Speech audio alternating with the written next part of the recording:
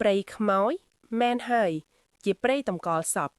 គឺជាកន្លែងដែលមានដើមឈើធំធំហើយខ្ពស់ខ្ពស់ជាព្រៃវាលដែលគេទុកសម្រាប់តែតម្កល់សាកសពទុកមុនពេលយកទៅបូជារបៀបទុកដាក់សពបែបនេះភាគច្រើនមានតែប្រជាជនដែលរស់នៅតាមមាត់ទឹកជាពិសេសនៅរដូវទឹកឡើងពេលមានអ្នកស្លាប់គេមិនអាចបូជាបានត្បិតទឹកលិចអស់ទើបអ្នកស្រុកនាំគ្នាយកសពសាច់ញាតិឬបងប្អូនដែលបានស្លាប់ហើយមករុំជាមួយក្រណាត់សឬកន្ទេលរុំចេកហើយយកទៅផ្លុំចោលនៅលើចុងឈើធំធំដែលខ្ពស់ផុតពីទឹកសម្បូរបំផុតនៅលើដើមជ្រៃធំធំដែលមាំល្អអាចដាក់សពបានទម្រាំតែរដូវសឹកស្រកទើបមកយកទៅបូជាដោយសពធម្មតាត្បិតតែការដាក់សពបែបនេះជារឿងសាមញ្ញទៅហើយតែប្រជាជននៅតំបន់នោះតែតែមានជំនឿថាទីនោះមានខ្មោចសាហាវដែលមិនទៅចាប់ជាតិនៅតាមលងបន្លាចឬមួយយកជីវិតរបស់មនុស្សទៅនៅជាមួយថែមទៀតឆ្នាំ2002បឹងទន្លេសាបភូមិសេះស្លាប់ខេត្តកំពង់ឆ្នាំងប្រឡប់ម៉ោងខាំមើលល្ងាចដោយសារតែរដូវវស្សាទើបផ្ទៃមេឃឆាប់ចក់ងងឹតក្មេងៗមានគ្នា2នាក់មានម្នាក់ចែវទូកដែលមានចង្គៀងប្រេងកាតនៅពីលើក្បាលទូកភ្លឺស្ទង់កាត់តាមមាត់ទន្លេដែលជាមណ្ឌំដែលអ្នកស្រុកហៅថាជាព្រៃខ្មោចច្របៀទូកគាស់ទឹកបែកខ្ចាយជាកម្លាំងជួយរុញទូកឲ្យស្ទុះទៅមុខយ៉ាងលឿនមិនយូរប៉ុន្មានក៏ដល់ព្រៃស្ទុកមួយដែលមានដើមឈើធំធំអមសងខាងណែអាចុំចែវឲ្យលឿនទៅក្មេងជំទន់ប្រមាណអាយុជាង17ឆ្នាំស្រែកបញ្ជាអាចុំដែលជាក្មេងទៅតែអាយុ13ឆ្នាំឆ្នាំថ្មីខ្ញុំចែកខ្លាំងហើយតែដូចជាមិនចង់ទៅមុខទេបងដូចគេទាញទូកពីក្រោយអាចុំនិយាយតាមអ្វីដែលវាមានអារម្មណ៍ណែគ្មានខ្មោចឯណាវាទាញទូកឯងទេវើយមកគេឯងវាខ្ជិលច្រើនជាងនេះបើយើងទៅផ្ទះមិនទាន់ពេលត្រូវម៉ាក់ស្ដីឲ្យយើងនឹងមិនឲ្យប្រាក់ឯងហើយនឹងសម្លាប់ឯងចោលមិនខានក្រោយស្ដាប់សម្ដីហេតុតែជាអ្នកក្ររកស៊ីចែវទូកឲ្យគេអាចុំខំប្រឹងមិនខ្លាចបងកម្លាំងខិតខំគ្មៀតខ្មៃចែវទូកកាត់ដើមឈើធំធំដែលត្រូវទឹកលិចហើយស្លឹករបស់វាប្រក់មុខមាត់ទឹកលុះដល់ដើមជ្រៃធំខ្យល់ត្រជាក់ស្រាប់តែផត់មកប៉ះជាមួយអាចុំចាប់ផ្ដើមព្រឺសម្បុរខ្ញាក់ហើយបង្អន់ទូកបន្តិចឯងមិនចៅទៀតទេបាទអាចុំឆ្លើយបាទរួចក៏ទម្លាក់ជ្រវាចូលក្នុងទឹកក៏ចាប់ផ្ដើមគក់កាយបន្តដំណើរតែសុកស្រាប់តែមានខ្យល់ខ្លាំងបក់ឡើងផ្ទៃទឹកដែលនៅសុកស្រាប់តែមានចលនាបង្កើតជាទឹកគួតបានមួយដង្ហើមមេឃស្រាប់តែបង្អូរភ្លៀងចុះ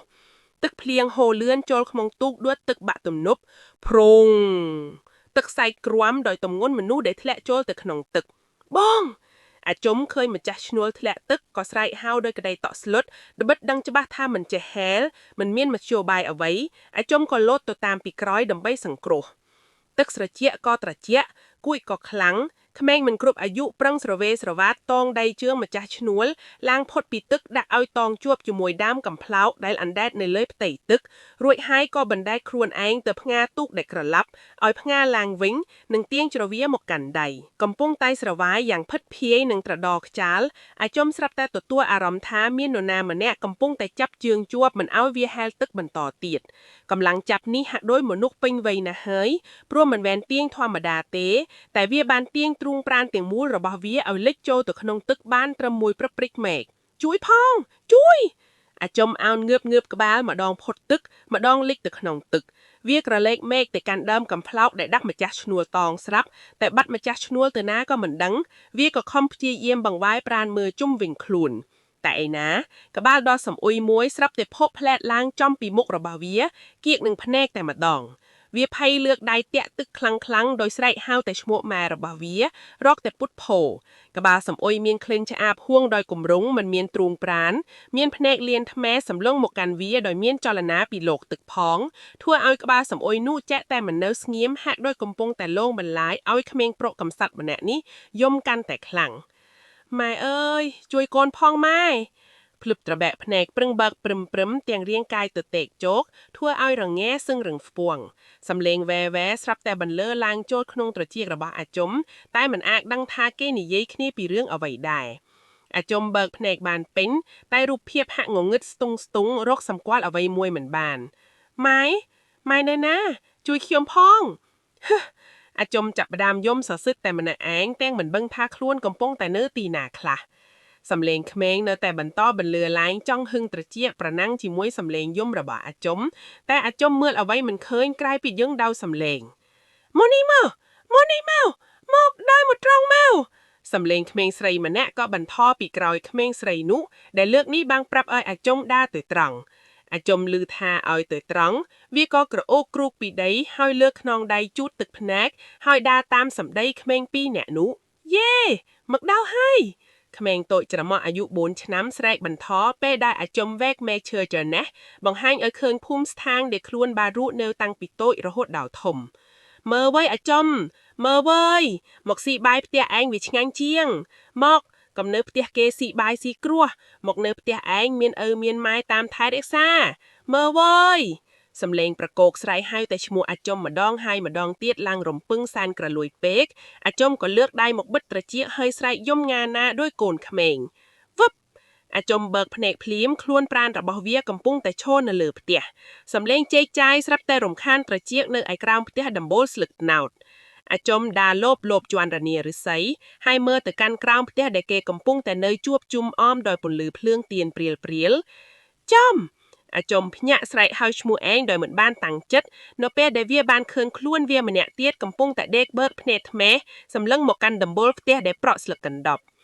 ឬខ្ញុំបានស្លាប់ហើយភ្លាមអាចំស្រាប់តែទទួលរងនៅកម្លាំងអ្វីក៏មិនដឹងដូចជាការស្រូបទាយណាហើយក៏បាត់ស្មារតីបាត់ទៅបៃប៉កចាប់ប្រគុំបន្លឺសំឡេងឡើងហាក់ពិរោកក្រលួយពេកក្រៃតែក៏មានអារម្មណ៍ថាស្រងាក់ស្រងោយដូចជាអ្នកប្រគុំកំពុងតែមានទុក្ខស្គរក៏បន្តពីក្រោយសែនរន្ធាន់ស្ដាប់ឮគួរឲ្យចង់តែក្រោករំរែកភ្លាមនោះដូនចាមដែលគេឲ្យនាមថាស្នំដែលអង្គុយទ្រផ្ទើដាក់បាយប្រឡឹងស្រែកបង្ហើសូរយៈសៀងអែមសំនៀងតម្រើតាមសាច់ភ្លេងហើយថ្ងោបង្អកយ៉ាងសែនអន្លួញអន្លោចក្រឡេកទៅកណ្ដាលចំណោមមនុស្សក្មេងប្រុសរៀងស្គមលហិតលហៃដែលសម្គាល់បានថាជាអាចំបានដេកផ្ងាសម្លឹងភ្នែកឡើងលើថ្មែសម្លឹងទៅកាន់ដំបូលផ្ទះដែលប្រក់ស្លឹកកណ្ដប់ក្មេងតូចប្រលឹងមិននៃនឹងរូបស្រីចំណាស់ឧធានចេញដោយមិនដឹងថាមកពីប្រភពណាវើយអាចំមើលវើយមកស៊ីបាយផ្ទះឯងវាឆ្ងាញ់ជាងមកកុំនៅផ្ទះគេស៊ីបាយស៊ីគ្រោះមកនៅផ្ទះឯងមានឪនាងម៉ែតាមថែរក្សាមើលវើយ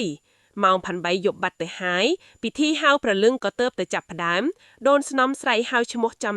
ឲ្យប្រលឹងសាមៀខ្លួនដែលវង្វេងទៅតាមព្រៃភ្នំត្រឡប់មកចូលក្នុងគ្រួនប្រាណវិញ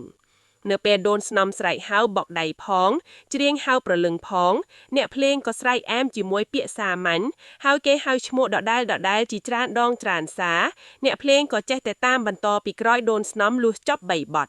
ទើបគេឧបកិច្ចយកស្លឹកឈើតំណាងប្រលឹងមកសៀតជាប់ត្រចៀករបស់ក្មេងប្រុសម្នាក់នោះរួចគេរៀបពិធីយល់បក់ចិញ្ចៀនម្នាក់បដាដោយមានចងខ្សែទាញសងខាងទើបដូនស្នំស្រែកឲ្យម្ដងទៀតប្រលឹងតាំង9ដណ្ដប់សັບគ្រប់អើយវើយអាចំកុំនៅក្នុងព្រៃខ្លាយសត្វសាហាវស៊ីគ្រក់ស៊ីថ្ម